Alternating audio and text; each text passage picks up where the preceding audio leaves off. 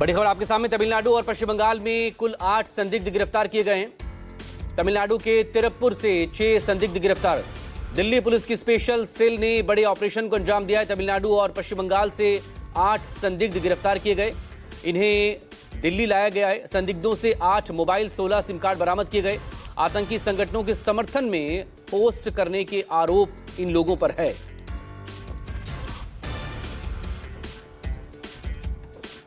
और बड़ी खबर आपके सामने न्यूज़ 24 पर। तमिलनाडु और पश्चिम बंगाल से कुल 8 संदिग्ध गिरफ्तार किए गए हैं।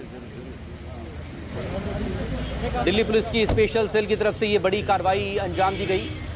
ये सभी लोग दिल्ली लाए जा चुके हैं। और ये देखिए तस्वीरें आपके सामने न्यूज़ 24 पर।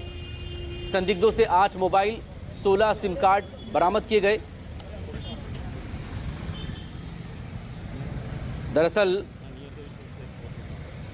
तमिलनाडु के तिरुप्पुर से 6 संदिग्ध गिरफ्तार किए गए हैं। 2 पश्चिम बंगाल से गिरफ्तार किए गए हैं। ये सभी 6 आरोपी तमिलनाडु से दिल्ली लाए गए हैं। दिल्ली पुलिस की स्पेशल सेल ने इस कार्रवाई को अंजाम दिया है।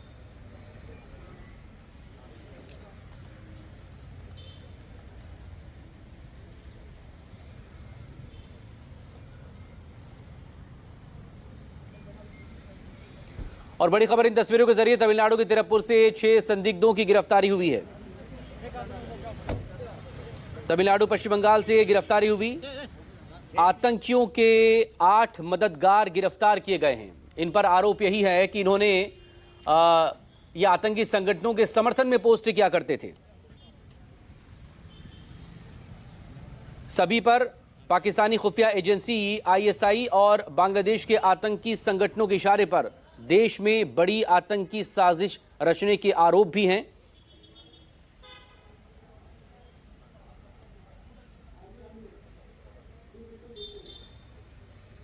विमल कौशिक मेरे सहयोगी इस वक्त हमारे साथ जुड़ गए। विमल, डिटेल आपसे चाहेंगे। जो दिल्ली पुलिस की स्पेशल सेल ने संदिग्धों को गिरफ्तार किया है, दिल्ली लेकर आ गई है, किस तरह से ये आतंकी संगठनों को या आतंकियों को मदद पहुंचा रहे थे? जी बिल्कुल, देखिए दरअसल 4-5 दिन पहले दिल्ली पुलिस ने 2 लोगों को डिटेन किया था पश्चिम बंगाल से। उनसे पूछताछ के आधार पर फिर दिल्ली पुलिस की टीम जो है वो तमिलनाडु पहुंची और वहां से 6 लोगों को हिरासत में लिया गया। और उनसे पूछताछ के बाद पता चला कि ये सभी बांग्लादेशी हैं। जो 6 लोग तमिलनाडु से डिटेन हुए, उसके बाद उनके बारे में जानकारी मिली कि कुछ दिन पहले वो दिल्ली आए थे और उन्होंने यहाँ पर भड़काऊ पोस्टर लगाए थे AI समिट के दौरान। तो इस बात की जानकारी जब पुलिस ने जांच शुरू की तब इनकी कड़ी जो है वो तमिलनाडु से जुड़ी मिली। और इनके जब सोशल मीडिया अकाउंट्स खंगाले गए तो उसमें भी कई चौंकाने वाली जानकारी आई कि लश्कर तैयबा जो टेरर आउटफिट है पाकिस्तान बेस्ड, उसके सपोर्टर्स कहीं ना कहीं उसको सपोर्ट करते हुए नजर आए।